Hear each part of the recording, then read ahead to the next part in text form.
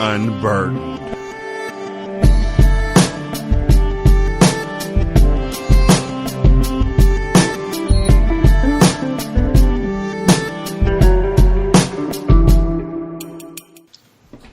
Welcome to Unburdened. I'm Derek. As always, I'm joined by Gerald and sometimes by the recently injured Corbin. I'm gonna play through the pain, man. I'm Willis Reed. Oh man, it's bad that I know exactly what you were talking about. And today we're also joined by Jeremey and Kyr from the Let's Talk Bruh podcast. For those of y'all who don't know much about their podcast, Jeremey or Kyr, either or, tell them something about yourselves. Let them know about the show real quick. Floor is yours. So Let's Talk Bruh podcast on Black masculinity started about a year ago, really. Now New Year's is coming up.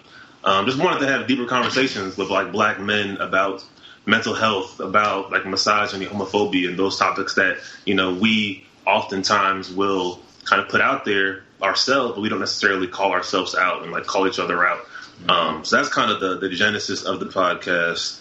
Got about 23 episodes in the can so far. Right. And what's crazy is the idea started, you know, as me and Jeremy were talking. I think it might have been New Year's Eve last year where we were just really starving for these type of conversations to be had. And we weren't having them in our respective friend group meetings. You know, a lot of just jokes and just toxicity and some funny, some not being addressed like it should be. But me and Jeremy just decided to start this podcast just as a result of having some of these kind of nuanced and complex conversations about masculinity. And also to have a space just to get our stuff out. Can we curse? Yeah. Our Hell show. yeah. Never, I mean, we live, so you never know. But yeah, just like vent about our shit because we were roommates for like a year and some change. But even in that time, we never really had like those deep, like heartfelt, like venting, like mental health. This is what I'm going through conversations. Absolutely. Even though we lived with each other for like a year and some change. Yeah. So really, just for us, like get to more close as brothers, but also provide like an example for other folks who want that relationship with their friends and kind of want that space to be vulnerable and open and just kind of get the stuff off our chest that we suppress sometimes. So it's been helpful just for us to kind of just have that weekly check-in like, yo, this is what's on my mind, and kind of get it off. And some of it makes the show, some of it doesn't make the show, but it's just our kind of space to like vent through stuff that go through. Yeah. And one of the beautiful things of y'all being roommates is that now that you've opened up this door through podcasting, you should be able to be more open about just day-to-day things that are concerning you because y'all talk so openly about it on your show that to confront each other about this is how I'm feeling just today. I know it's not a podcast day, but this is how I'm feeling today. It shouldn't be as much of an issue as it would have been had y'all not do the show together. Mm-hmm. Exactly. Now, I do have a question that I like an icebreaker sort of thing. And then there's an obvious topic that I think needs to be discussed.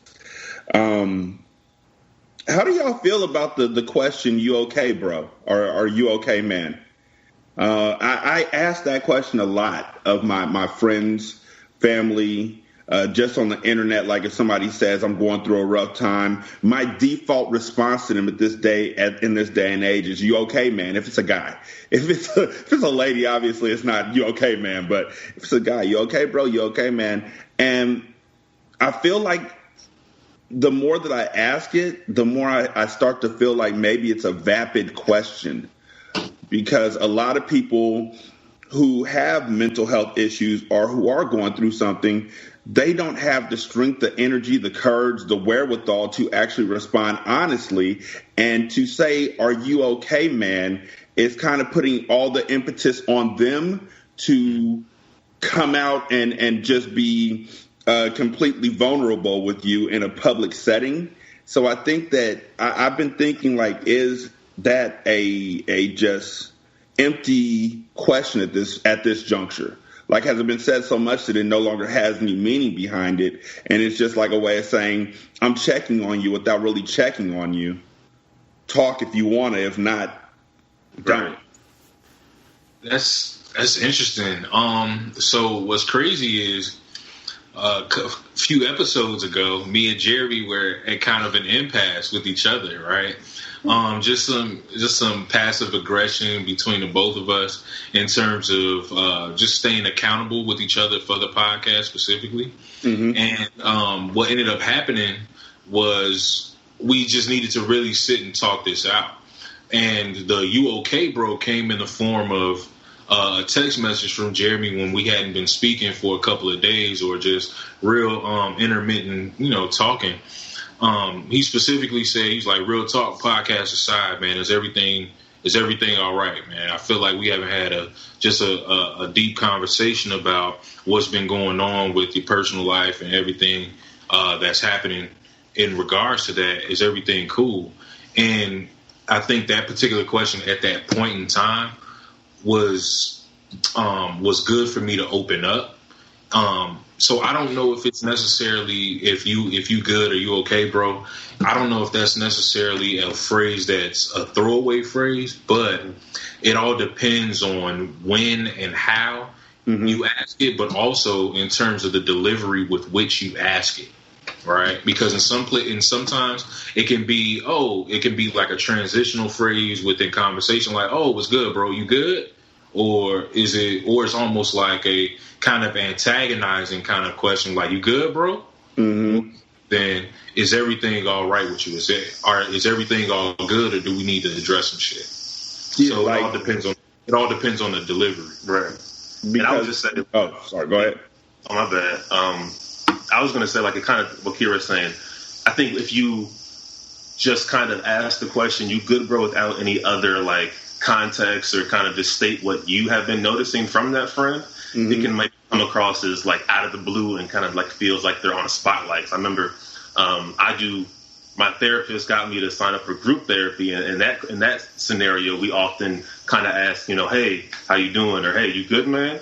And like in that scenario, it kind of mirrors, outside scenarios where you get that question. It's like, I know this person is trying to check in on me, but now it's just like, I feel the weight of the world and I have to explain to them. And I think if you can kind of package it with, "I've noticed you've been kind of withdrawn," or "I've noticed that, we haven't been talking as much as we used to." And then within that, you kind of say, "I just want to make sure that you're okay."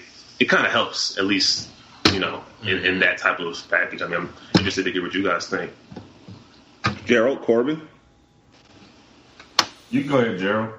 I don't really own this. I mean, I don't have a lot of friends. So, my best friend lives in D.C., and I've talked to him this year a grand total of probably one time. And I don't really talk to many other people. Like, Derek is basically the one friend I made this year. And then through Derek, I met Corbin. So now I got two friends, and that's pretty much it. So I don't really have those conversations of, what's happening, what's good, or you all right, or anything like that. Because with Corey, we've been friends since college. And even when we were roommates and we lived together, I think we had like 3 conversations that didn't involve, "So what time you getting on NBA 2K?" So, it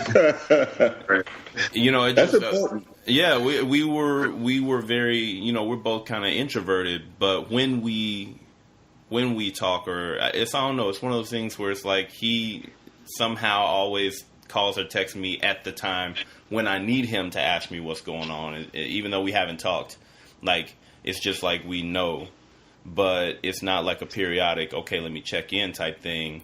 But it's also like I know that if I need to talk to Corey, I can call him at any time and we'll have that real conversation. But I've never really been a person where I'm just reaching out to check on people. I don't do it. I go through my life, and then I don't know how it works, but I just don't have those conversations very often. I can relate to that. That's interesting. Yeah, me too. Not checking in. I gotta get better at it, but I can definitely relate to that. 100%. I was gonna say I started out that way, where I didn't check in.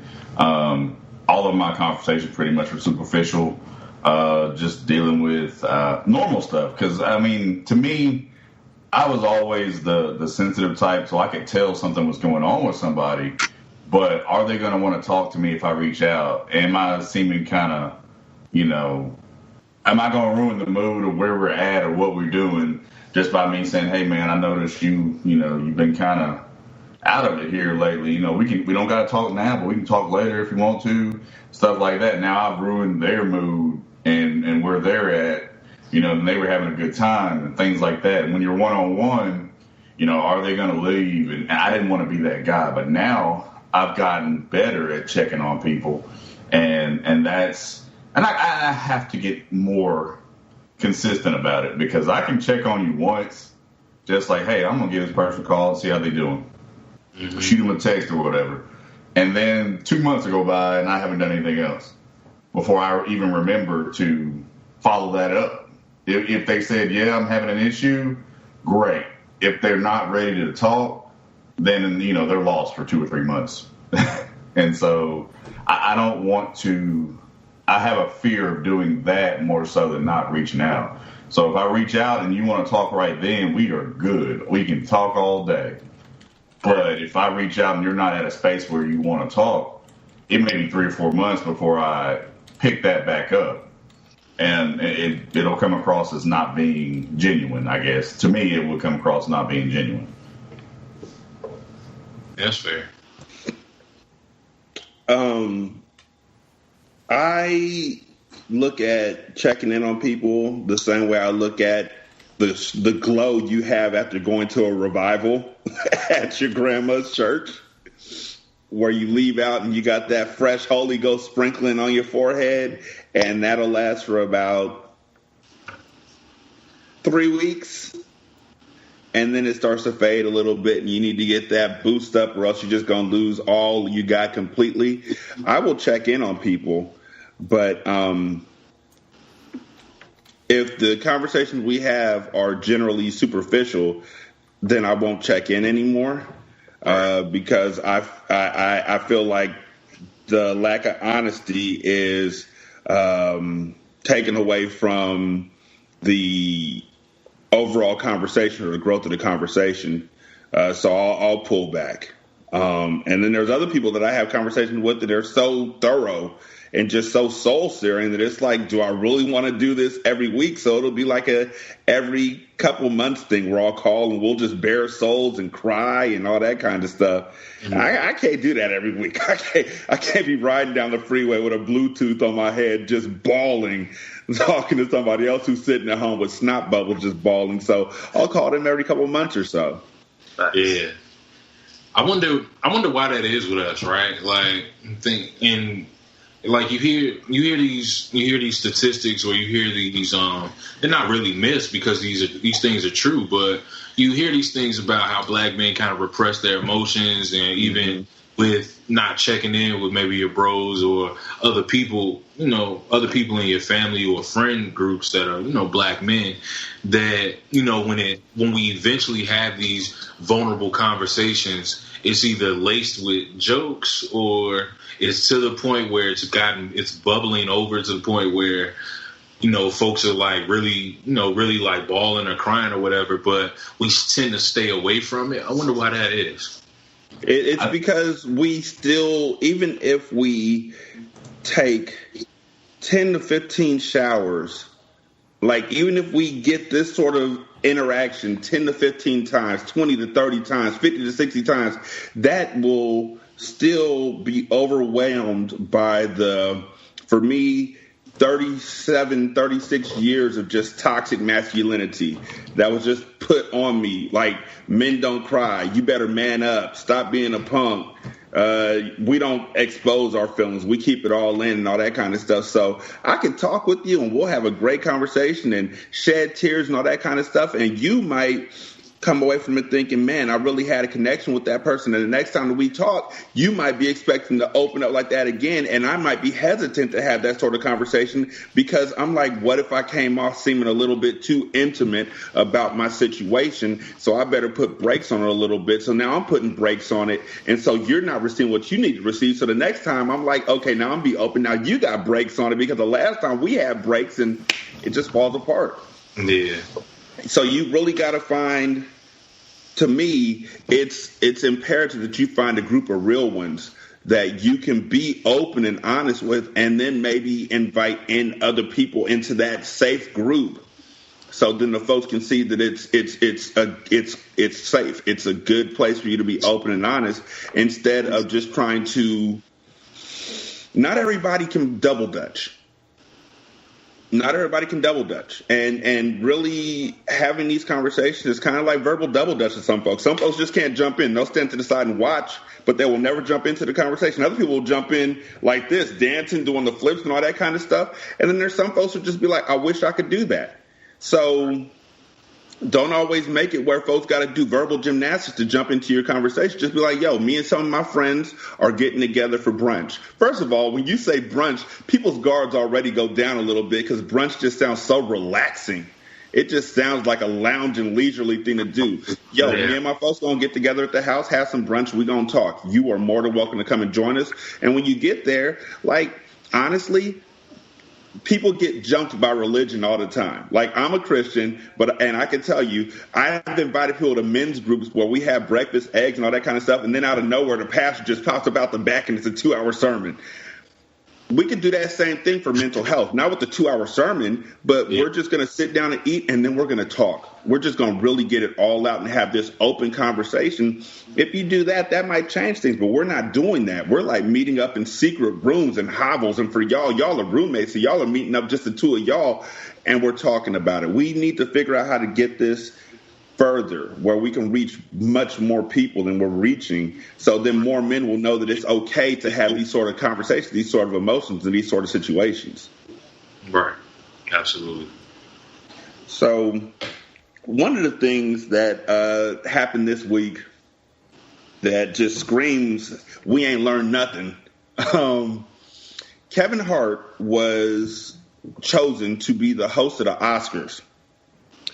And right after he was chosen to be the host of the Oscars, people found a bunch of his old tweets, which were homophobic, transphobic in nature, like and old comedy routines that he did, talk about how if his son was playing with a doll, he was going to attack him, slap it out of his hand, and say, you ain't going to be gay.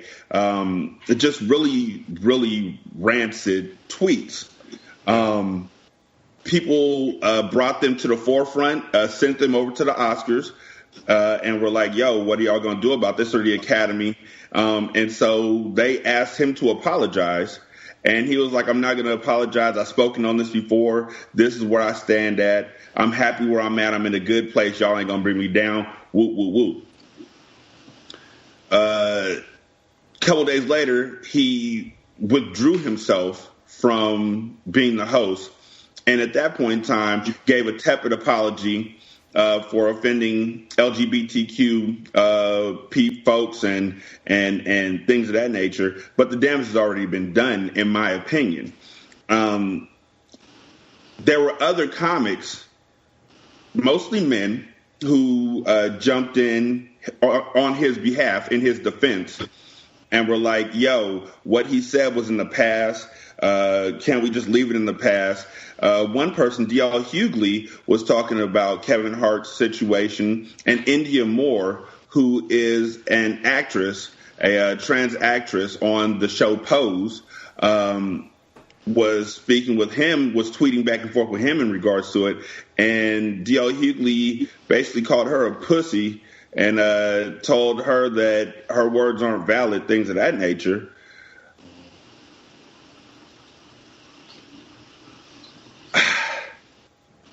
I like Kevin. I mean, I can do without about 59,000% of his movies, but I liked them.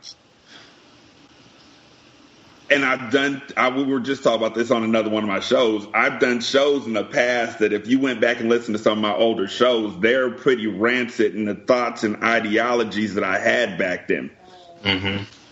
I think the difference between myself and Kevin Hart is that I am literally ashamed of the stuff that I said back then. Like, even when I listen to my old shows by myself with nobody else in the car, I cringe at some of the things that I said, even if it's just using colloquialisms. Like, I'm not doing not homophobic, not transphobic, anything like that, but colloquialisms will make me cringe because I said bitch a lot. Like, not for ladies, but in referring to men, which was just misogynistic and emasculating in itself, and I cringe when I hear it.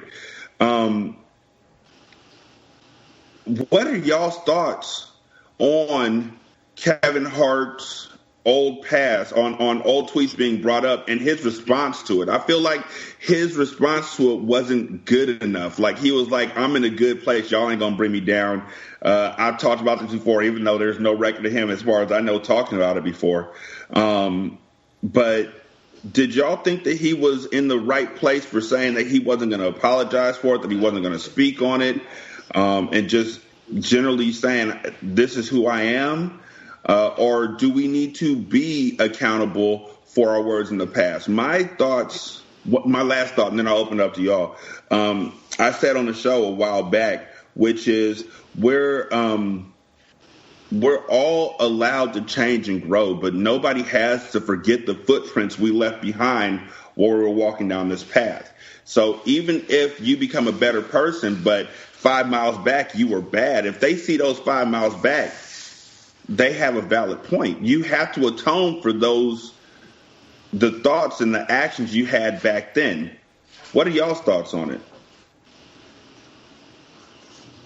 I feel like something like this, especially since they were tweets, is so easily avoidable because it seems like in 2018, you and your team should know that, okay, you've apologized for this once. How about we go ahead and delete the tweets so nobody can go and search your name with this, transphobic or homophobic term still associated to your name.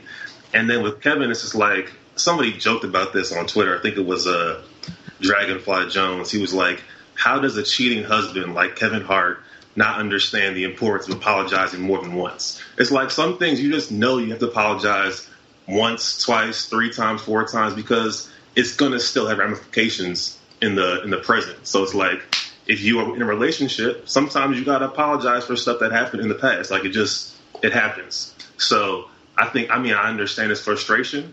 It's fair, but it's also not fair. But it's still like, you said some homophobic stuff, you have to be accountable for your actions. Like, it is what it is. And it's like, if you show that you're not willing to apologize, it comes across that you're not sorry. You haven't really learned about, this incident. Like, these people are offended, and rightfully so. So you kind of have to apologize and be meaningful in that apology. But it's just like, he didn't really understand the importance of, acknowledging this more than once. So, and the thing about, Twitter, it's like everybody's like, let's cancel Kevin. Like, Kevin's going to be fine. Like, this whole thing about, oh my God, you're trying to take a black man down. Like, Kevin's going to be okay.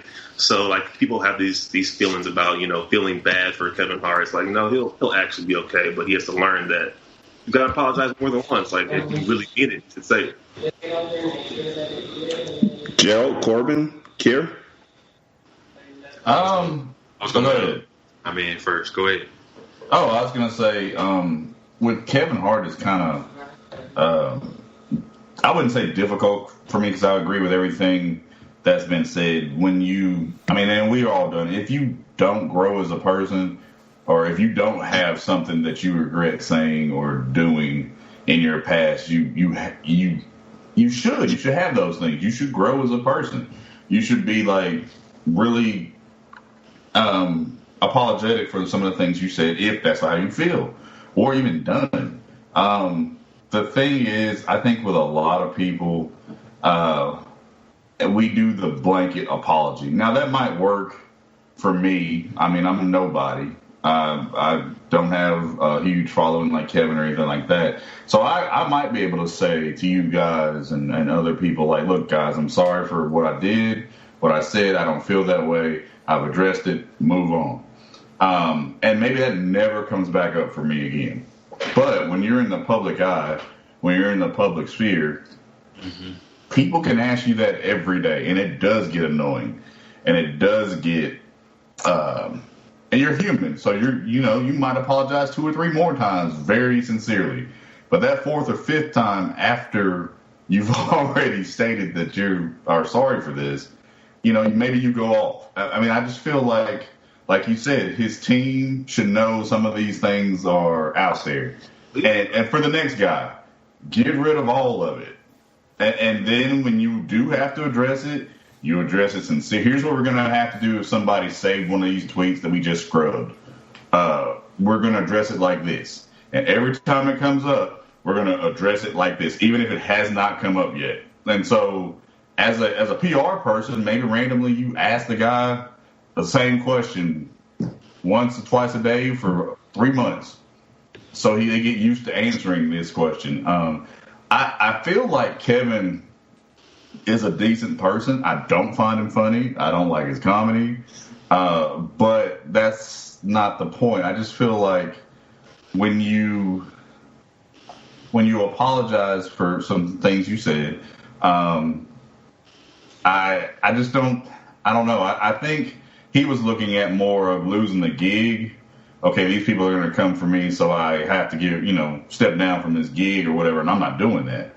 I think he was approaching it from that perspective, more so from a, look, I'm truly sorry, where he tried to combine that. Look, I'm very sorry, but you're not taking this gig from me. That kind of thing. So, I mean, I don't really care about Kevin. I thought about deleting episodes of my show. I thought about deleting tweets. I didn't find the offensive tweets like that, but I thought about deleting old episodes because, like I said, I was ashamed of what I had said. But I think that to delete those things would be dishonest. Thank you. Like you're like, just because you remake yourself now doesn't mean, like, show the growth. Yeah, and apologize for it. Absolutely. Like, if somebody's mad about something I say 20 years from now, I'm going to be as apologetic about it then as I am right now. It shouldn't fade. Like, the shame for what I did should still be there, right? But I can't just said about it. Go ahead. Well, I guess for like Kevin and his team is like, if you know you're still going to be upset if it gets brought up again, how about you just be on the proactive and delete this stuff? Because if somebody searches your name with this term, you're probably going to feel the way. Mm-hmm. So instead of having that reaction, like for you, you might not care about it being brought up. That's why you might not delete your tweets or your episode. But for Kevin, he obviously cares if it's being brought up again. Mm-hmm. So for him, it might benefit him to delete the tweets, delete the posts, just to say, okay, I deleted it. I don't want it to show shit with me anymore. Everybody's different. So I get your point. But what if he deletes the tweet and, like Corbin said, somebody saved the tweet, and 20 years from now, I'm going to stop saying 20 years. Yeah. You going to blow your stack all over again? Like, I thought I deleted that. Why y'all bringing up old stuff? Like, I don't know.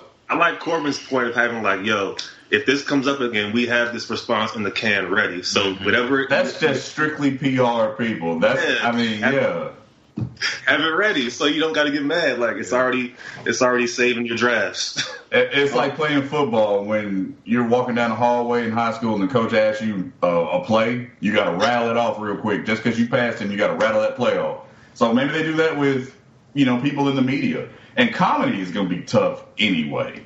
Because I'm sure his stand-up is that way. Most of my favorite comedians, their stand-up was that way. His stand-up now is, he's gotten away from it. That joke wasn't seriously funny. He hasn't done any type of gender informative type of jokes since then. And I'm pretty sure that's part of his growth as a comedian, but also just in terms of deleting the tweets being a part of somewhat dishonesty.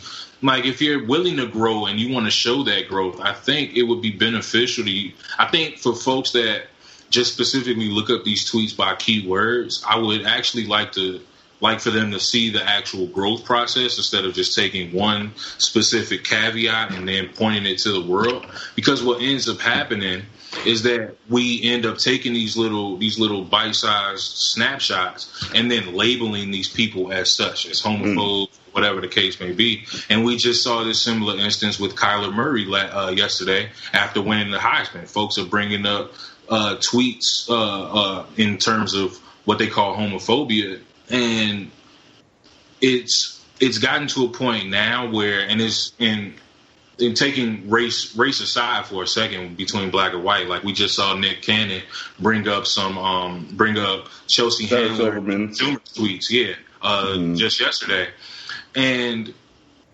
I'm trying to figure out what the purpose is of bringing these tweets up.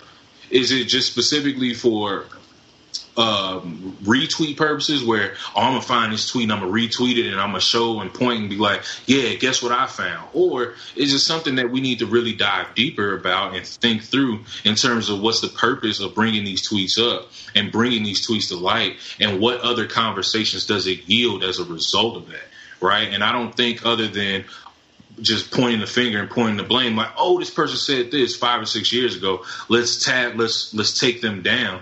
And it's not necessarily, it's more so that, rather than, all right, what was the purpose behind this tweet? Why did you choose to tweet it? And then what is something that we can do to kind of rectify this so that this doesn't happen again? So, Gerald, you got thoughts? I do. First, I want to disagree with you on something. You said that if somebody comes 20 years from now and says, look at what you did 20 years ago, the shame should still be there. I completely disagree with you. I think that is unhealthy.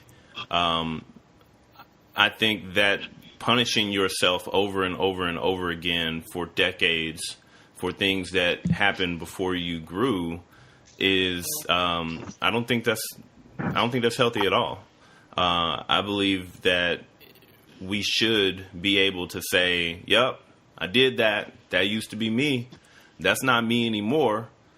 Look at the receipts, right? You want to look at that receipt, look at all the rest of the receipts for the last 20 years, and then get back with me, right? But I'm not going to sit here and beat myself up because you want me to beat myself up, right? And I don't recommend that you or anybody do that.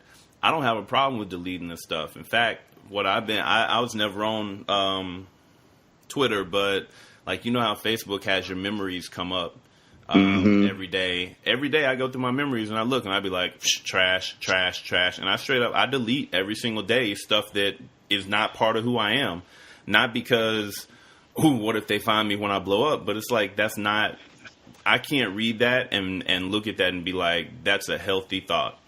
And so I don't want it associated with me. So I make it go away, and deleting that in Facebook is almost like symbolically deleting that piece of what was inside of me at some point, never coming back. So, I mean, there's different ways to deal with it, but I really don't believe that we should put it on ourselves to constantly, be ready to grab the whip and give ourselves lashings for things that we did a long time ago. That's no. The world is going to try to do that to us anyway. It's on us to own the best parts of us and take those into the future, and to be prepared when somebody does come and say, hey, I know what you did last summer, to be like, yeah, you're right. I did do that. Now, have you looked at everything else that I'm doing now? Because that's not me anymore. Would you like me to apologize? Would that make you feel better? Are you actually within the group of people who I offended? Then if you're not, then I'm not going to apologize to you, because all you're trying to do is make me feel bad. You're not doing it for anybody else, right? That's just how I feel. But I'm always ready to face somebody who was actually potentially hurt by something either I said or did, and say, yes, I owe you an apology. I don't owe the world an apology. I don't agree with that. The other thing that I was thinking about with this, and we talked about it the other day, but I would much prefer that if Kevin Hart really doesn't feel any different now than he did then, I would prefer that he would have just left it at, I'm at a good place, y'all ain't bringing me down, I ain't apologizing for shit. And then leave it there. Because I'm from the South, and probably Corbin can relate to this. I would much rather have my racists look at me in the face and say I'm racist, because I know who you are, who you dealing and how with. I can stay away from you.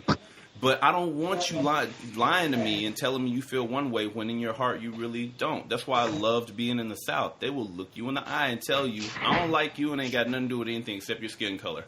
Cool. Thank you. I'm going this way. And I feel the same way about this. Like, Kevin, if that's really how you feel, own it and then give people the opportunity to say, well, then I'm not spending money on your things anymore. Great. Right? Because that's his choice to be that way, and that's their choice to say, well, then I won't support you. And everybody is living in their own truth. Now, if he really doesn't believe those things anymore and has changed, then his ass was stupid for coming out and popping off and saying, I'm in a good place and I ain't giving nobody an apology. No, bro. If you really have changed, apologize, keep the gig, move forward, but don't beat yourself up over it. So I think what bothers me is I think in a lot of these situations, the PR people get in the way. Because you have what's in a person's heart, and then you have their team telling them, well, this is the way you need to handle it, well, this is the way you should handle it, and they end up doing 2 or 3 different things because they weren't just honest up front. Well, you could just be honest and be like, yo, I really don't feel that way anymore. Also, comedy has changed, I have changed, the world has changed, I'm never going back to that. That's not a part of who I am anymore. I apologize sincerely right now for all of it, but this is the last time I'm apologizing, right? Record this video, remember it. Next time somebody brings up some kind of old stuff, just come back and look at this. We're moving forward. But they never seem to do that. It's like we have to try to play the game. I don't like it. Jeremy? I got nothing. No, that's good to me. No, I was just thinking, just in terms. I mean, we're not comedians, right? But just in terms of thinking about it from a different perspective, if he were to issue a more grand apology now at this point, I mean, I'm pretty sure he's done it before. People just haven't looked it up or figured out where and when he said it, right? But what does this do in terms of comedians and their jokes and their delivery? Because at the end of the day, what he's apologizing for is not tweets but jokes. I mean, he tweeted the joke out, but what does that do for comedians now if he apologizes because of the fanfare in regards to this particular situation? But what does that do for, I guess, him, his brand, and even just comedians that might have had these jokes in the past that have changed? What is that? Does that lay a precedent down for them to apologize for other jokes that they've had in the past? I got this one. Yeah. As far as black comedians, no, it doesn't change anything. I just feel like our comedy, our brand of comedy, is really one that anybody can get it. Now, once you make it to a certain level like Kevin has reached, that's where you would have a problem. So the next black comedian coming up is out in the comedy clubs down the road from me and stuff like that. He's saying a lot of the same stuff Kevin said. I've been to the shows. But once you reach a certain level, you kind of have to let go all of that to make it. I would like for it to change something, but realistically, I can't see it changing anything, honestly.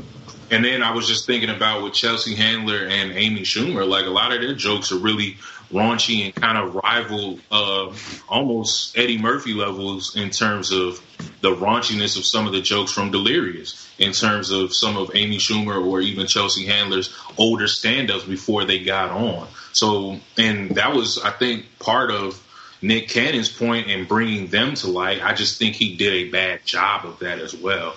And his point wasn't really known or fleshed out on Twitter. But yeah, I mean, I'd be curious to see what ends up becoming because of this. But you'll never know because these people are in the public discourse now, public sphere. So, I don't know. I just feel like, yeah, there's a lot of white folks who have gotten, well, there's white folks. I can't say a lot because I don't listen to a lot of white comedy, to be completely honest with you. But there's folks who have gotten a pass that, Lisa Lampanelli, for example, who goes out of her way to make fun of LGBT folks, and also says the word nigga a lot in her comedy. I noticed she's been mentioned or referenced a few times in these past couple of weeks.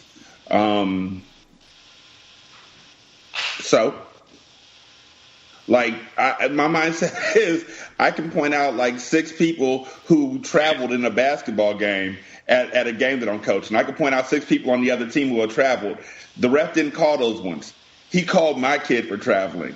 If I tell the ref you didn't call it on those other 6 kids on the other team, the ref is going to look at me and be like, so? We're talking about what happened right here. Like, so here's your technical foul. Nice try. Tell your kid to stop traveling.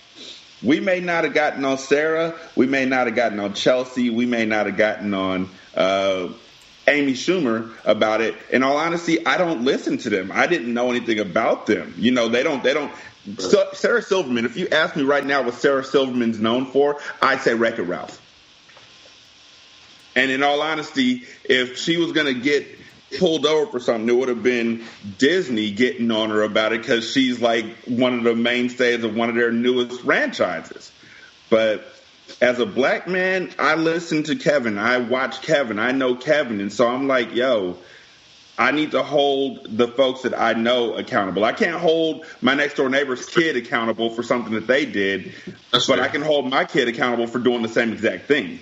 Because it's near and dear to me, or they're near and dear to me. I don't know. I'm listening to y'all's opinions, and one thing that you got to know about me is I listen to opinions, I ingest them, and if they vibe with me, I'll change my opinion right there on the spot. Like I'll alter my opinion or augment my opinion because I'm learning something new, and that's why we do this show, because we learn something new from different voices and different ideas and whatnot. I think Kevin just felt like he was Superman. I feel like Kevin just thought that he was bulletproof when he first came out and said I wasn't apologizing. And then folks are like, yo, you know they buy tickets. You know LGBT folks buy tickets too, right? And then all of a sudden he was apologetic. Here's the thing. Even Glad was like he shouldn't have came out and backed down. He should have owned what he was saying and been the host and then just tried to do something more for the LGBTQ community. And he just backed down completely. The Academy didn't tell him to back down. He took himself out. Like, he felt like that was his way of atoning for something, I guess. I don't really know. Well, they came with the ultimatum to him. And then he had a video after the video you're referencing saying that, you know, it was either he stepped down and atoned for it, or he apologized and continued being the host, or apologize again and continue being the host. And he came out and just decided to say, you know what, I decided to step down. Some things I've said in my past have come to light. I've addressed these things many times. And if people care to look up this particular tweet, they can look up my apology. It's very easy to do, this, that, and the third. And that's what ended up happening. So he decided to step down based off an ultimatum that was given to him. But yeah, that was it. Gerald, Jeremy, Corbin? No, I got nothing else on Kevin Hart. Yeah, I don't either. Okay. So, gentlemen,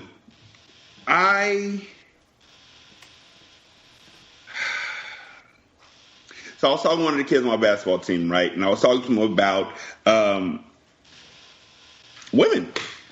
it's JV basketball. I'm talking to him about ladies. Primarily because this kid has a girlfriend, and yet while we were at a basketball game, an away game where his girlfriend wasn't, he's getting other girls' telephone numbers and then getting back on the bus with me and telling me about how great his girlfriend is and how his girlfriend's making him a cake for his birthday and all that. And I'm looking at him like he's growing horns, like, bro, you're telling me all these wonderful things about your significant other, and yet you just got somebody else's telephone number, like, right in front of me. Like, where's the connection here? And he's like, Coach, I'm not married. Where, what, like, and we're talking about how this young lady, he's like, yeah, she's wonderful, she's excellent, all this kind of stuff, but at the same time, he just did this. And then I start talking with the whole group about it, and none of them agreed with what I was saying. B, there was a whole lot of the word female being used, which just made me it made me look like I was sucking on a lemon every time I heard it. Like, ugh. What do y'all, like, when y'all Because there's still people in this day and age who are like still on that Bill Bellamy how to be a player type thing. Like, I got 6 girls and 6 telephone numbers. I'm committed to none of them. I'm not tied down to any of them.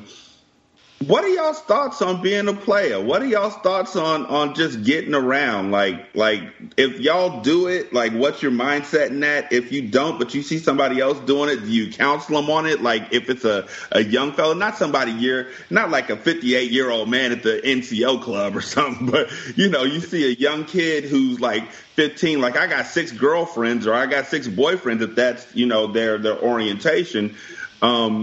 Do you counsel them? Do you say anything, or do you just let them go free? Ask them why.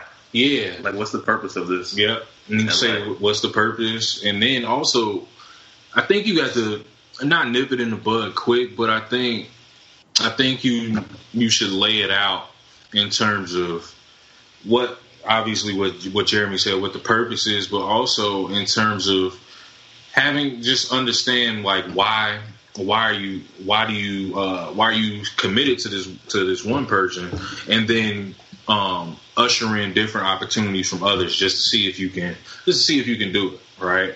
And I think it needs to be a conversation set, just a conversation to be had between, whether it's the between the mentor and the mentee about relationships and about commitment, but then also about dating and what courting means.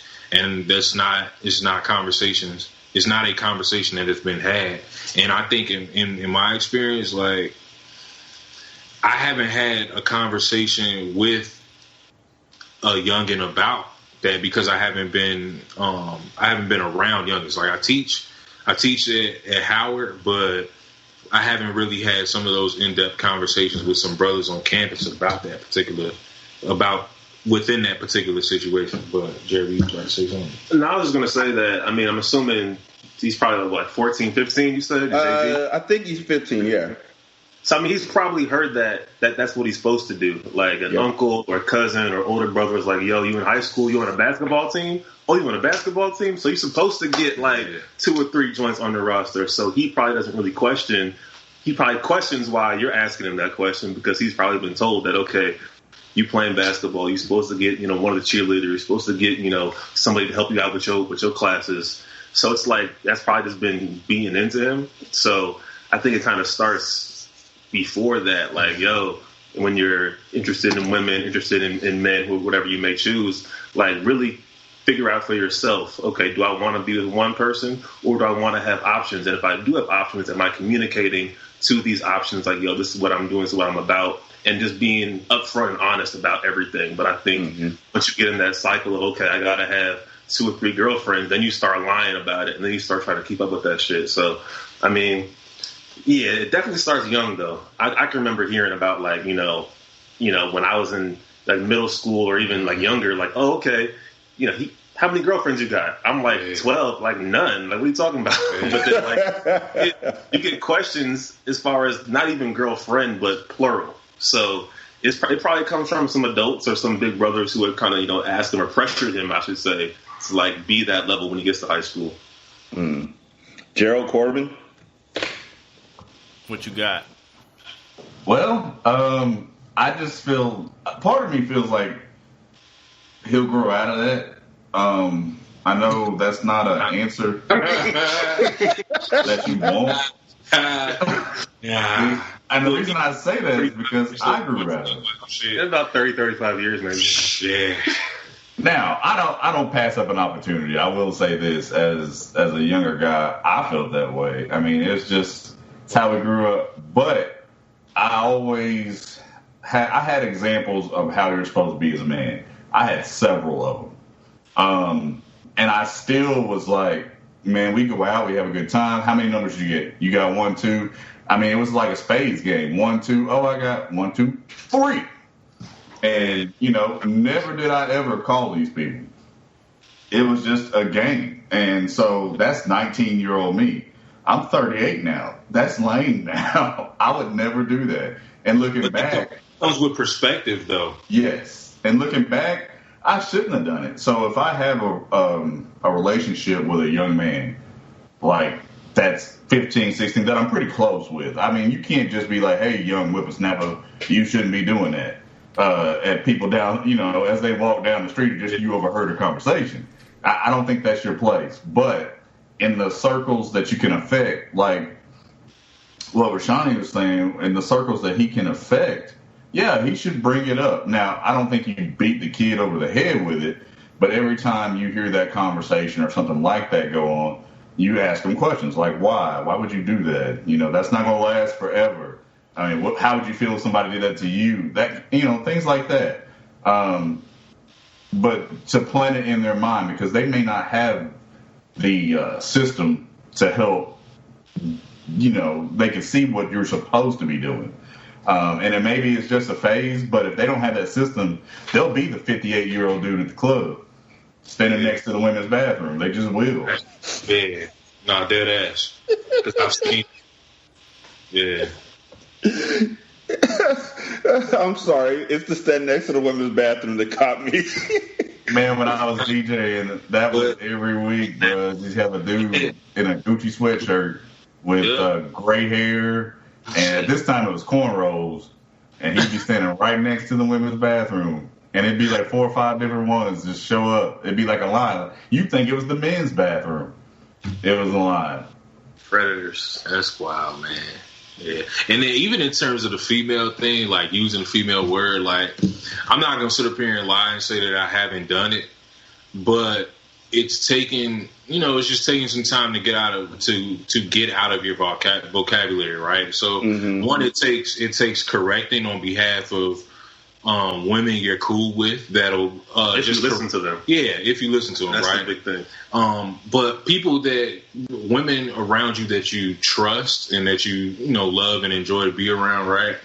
And if they correct you, that's when it's time for you to start self-correcting. But then also, just to help mitigate that in terms of just hearing it around a group of guys, I think it takes a level of explaining in terms of female. While it is a noun, it is used mostly as an adjective rather than you should say woman or woman instead of female, and use female just strictly as an adjective to describe maybe a female teacher or this, that, and that. So I think it's just a level of explaining in terms of that, but that all takes time. And as my man said, it takes perspective as well. And they don't have that right now because they're 14, 15. So it just takes time. But it's also wild how, like, a lot of times, like, you used to hear, like, young dudes say female instead of, it's always often used in, like, a negative connotation. Like, oh, these females these days, they don't do X, Y, Z. It's, like, never, like, in a positive light. Yeah. And I think that's a big mistake. People use the word female when they're talking about women or talking about girls. It's usually never some positive shit. So it's like watching the way that you use the word female and then the times that you use the word girls or women, it's pretty different scenarios oftentimes. Gerald? So it just threw me when you just said that even though female is a noun, it's mainly used in an adjective. And I was like, but is it a noun? Because I thought we just turned it into a noun. But the interwebs tells me it is a noun. You ain't on Urban Dictionary. No, I'm on the regular interwebs, and it says a female, person, animal, or plant. And then I think, but what animal is going to refer to the female version of itself as a female? Because they can't even talk. And plants can't either, which means pretty much humans are the ones who turn the word female into a noun to represent the female version of humans in a derogatory way. So why is the real dictionary even using that? And my brain just got broken. So yes, well, before you said words, I was gonna be like, yeah, so we need to learn grammar and adjective, not noun. But you already hit that. So Hey, my bad. I went into English professor mode real quick. That's all right. We were on the same page, but before that, there were words that were in my about this whole thing. So different experience, different perspective. There was a long period of time where the experience I had was that in your teens and in your early 20s, whether you are a male human or a female human, most people in that age range are only getting into relationships because that's what you're supposed to do. And they would much rather just enjoy being free and alive. So I don't subscribe to the idea that I need to start getting these young 15, 16-year-old boys right, where they're thinking about being, monogamous and having these relationships like this. No, man, like have your fun. I would go the other way and say, why do you have a girlfriend, right? Like if you want to do this, why have a girlfriend? Why don't you have a conversation with her and just be like, hey, so I really like you. I love spending time with you, but we are not married, and I don't want to be married. I don't plan on marrying you unless 15 years down the line we still doing this. So how about you do your thing, I do my thing, and we can enjoy being with each other when we're with each other, right? And that is a very hard thing to do, right?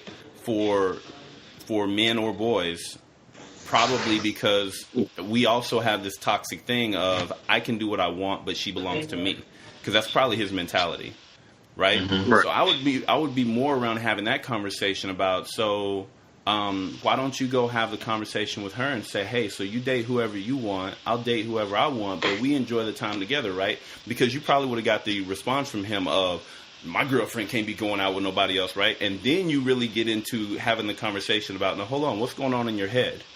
That you feel it's okay for you to go out and you can have fun and date and talk to as many people as you want, but she belongs to you.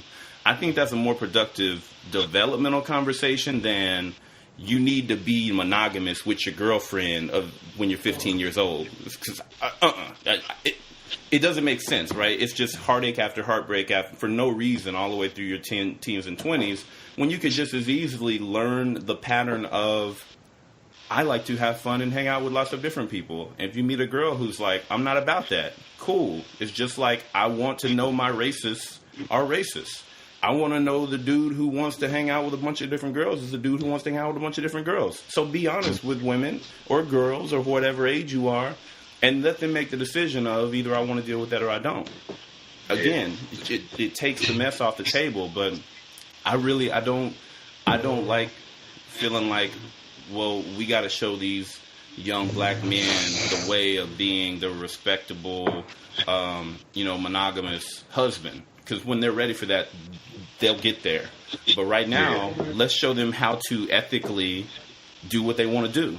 And also to learn when a lot of times what they're doing, there's a bias in their head saying, I can do this, but she better not. And let's break that.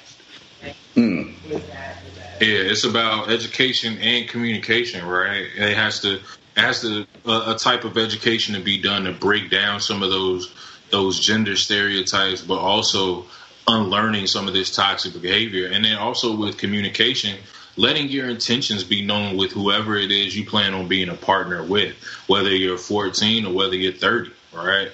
Or whether you're older than that. But that type of communication needs to be learned, rather than actually, not just doing it, but it needs to be learned, and it needs to be learned over time too. Like I'll tell you truthfully now, as about to be a 28-year-old man, like I'm still learning how to communicate, and I've just started to learn that maybe about a year and some change ago. Like I can tell you briefly, some of the pitfalls of my last relationship was that I was not an effective communicator, and that's one of the reasons why I'm single now. But I'm learning how to communicate by trusting women that I'm very cool with, that I can be open, be vulnerable, but it also still allow myself to be to voice my opinion without any backlash or without any not heartfelt intentions, but any kind of pitfalls or mistakes that I have within my communication. But it all comes in time, and I'm still learning even as a 28-year-old. Mm-hmm. Jeremy? I agree, especially with what Gerald was saying, like as far as that control and those power dynamics, like especially it's brought into you as a man so early that like you can't let your girlfriend or your woman, your wife do this. She can't wear that, and it comes from that control that he was talking to. So I'm glad you brought that point up, because I agree with you 100%. As far as when we get into these relationships, it's like, yeah, as a guy, I can do this on the side and have my 2 or 3 side joints, but my girlfriend better not even think about doing that. So yeah, I'm glad you brought that up. Corbin? Nah, I'm out. I got nothing else. Everything that's been said has been great. I just feel like the basic thing is what Gerald said, and then having that close relationship with the kid you're talking to. Because, like, if I don't see you, like, you're a respected coach, so you have that relationship. But, you know, if I'm outside checking my mail and the kid across the street who I barely know says something like that, I'm just going to walk back in the house. Because I don't have that type of framework to communicate with him. Now, if I was to develop that, I would bring that back up. But at this moment, I don't have that. So I don't, you know, I wouldn't approach them. Now, if it's my sons, most definitely we talking about this. And if it's a friend of my kids that I'm close with, we're going to talk about this. Yes. I just don't, I know the way that the culture is set up, and I don't feel like it's not a good thing, but it has to be somebody that kid looks up to, respects, will at least hear you out. Now, he may not be hearing what you're saying, but he's listening. It's going to be there because he'll start hearing it from other people. And so that's really it. And female has always been a noun to me from the scientific perspective of things, but that's fine. It was just, I think for me, it was a augmenter of language. Taking French classes, that's one of the first things they said, is that there's a male version of things and a female version. And honestly, that was the first time that I really even heard the deviation of it. So I still look at it like that. Thank you, Mademoiselle Chapman. I don't know. I have my kids, and then I have my kids from basketball, and then I have my auxiliary kids from my kids' friends, and then I have my auxiliary kids who are hangers-on in basketball. So I see that one as a much more pressing issue.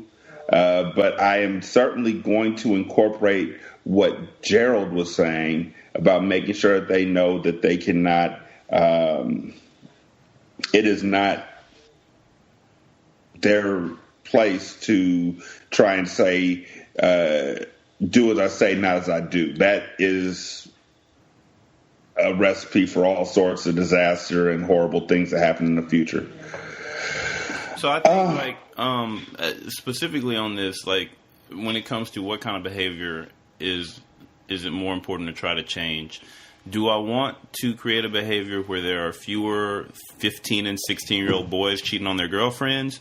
Or do I want to create a situation where there are fewer men who are beating or murdering women because they cheated or even looked at another man or made a man feel insecure, right? Like I'd much rather break that mindset so that violence against women doesn't happen in the future, as opposed to, you know, keeping a dude from grabbing a couple of phone numbers. I feel you. So I just want to say that in this day and age, it is extremely important that we do respect the growth that people are making. And know that sometimes the apology that you're looking for may not be coming because there may not be anything for them to apologize for at that juncture. Am I right in that regard that sometimes what you're looking for, we may be like, why are you looking for it from that angle? Or we might apologize. You don't know what you may get. But if we feel like we've grown past it, some people might call you to the carpet. Some folks might just say, you know what, they're bigger than that now. Let's just give them a pass. I just feel like in this day and age, if you are able to take steps to make sure that you are the best person that you can be, and you can walk without any regrets for the growth that you've made, honestly, I think that's how you get unburdened. And a lot of folks may not like the path that you take to becoming unburdened in that way, but for you to have that freedom, like when Kevin said, I'm in a good place, I kind of like I can see how that can be respected. Now, again, other folks may not feel the same way. You have to deal with that in your own time, at your own, if you choose to, or if you don't choose to. We have differing opinions on that. But I do believe that the whole idea of getting to where you feel like you're in a good place as far as your growth is important in your overall growth as a person. Am I alone in that sentiment? No, not at all, man. Not at all. We with you. Jeremy, Kyr, again, thank you so much for joining us. Tell the folks one more time where they can find y'all at. Y'all are on Stitcher. Where else are y'all located at? Spotify, Google Play, Apple. That's it. There's one more. Google Play, Stitcher, like Pocket Cast, I think. Every Wednesday. Just look for the link every Wednesday. Yeah. We drop an episode every week. We're on Twitter and Instagram. Twitter, Let's Talk Bruh Pod. And on Instagram, Let's Talk Bruh. And you can find us through those specific channels if you want our personal joints. Okay. Corbin, where can they find you at? They can find me in Mississippi. Other than that, you can find me at State of Corbin on Facebook. I have a Facebook page there. Twitter, State of Corbin. Instagram, State of Corbin. Finally, pretty soon, by February, the podcast should be out. I know I told Derek about a year and 2 months ago I was working on that. Mm-hmm. I'm still working on it. It's coming out. It's coming. It's like Detox. Wait for it. You can find me there, and that's about it. And Gerald, where can they find you at? Yes. Y'all can find me on all my personal accounts at Facebook, Twitter, and Instagram are at GWJONESII. For the podcast, Buy Black, the voice of black business, you can find that on all three at Buy Black Podcast.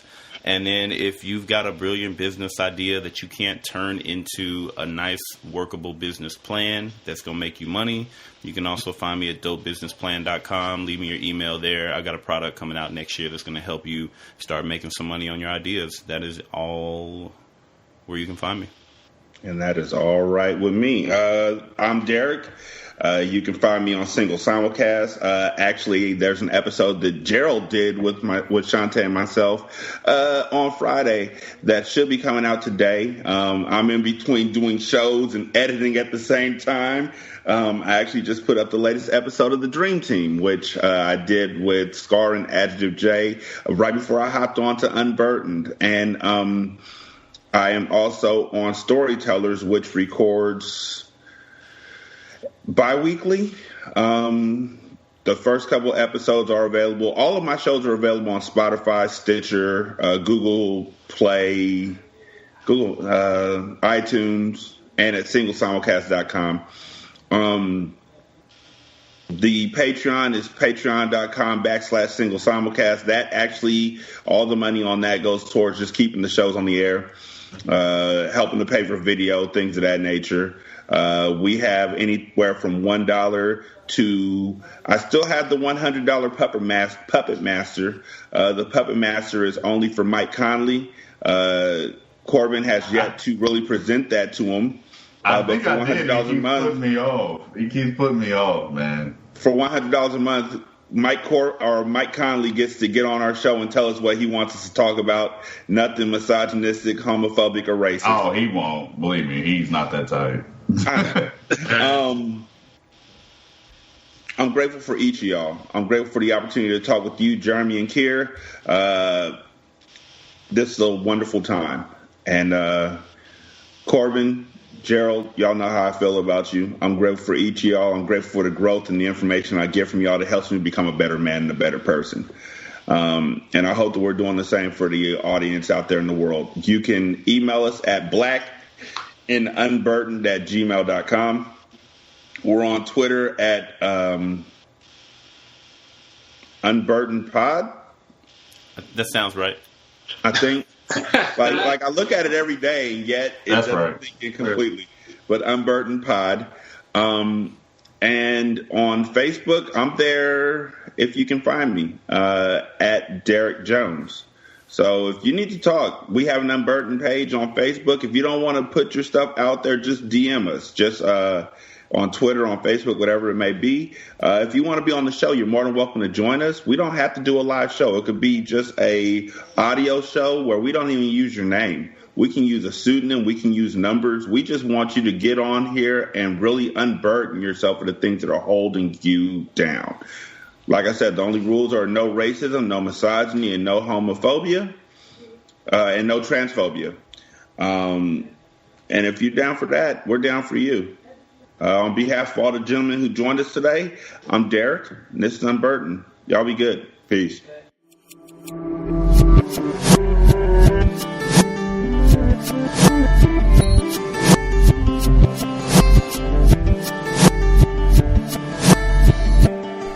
You can follow the show at Unburdened Pod on Twitter.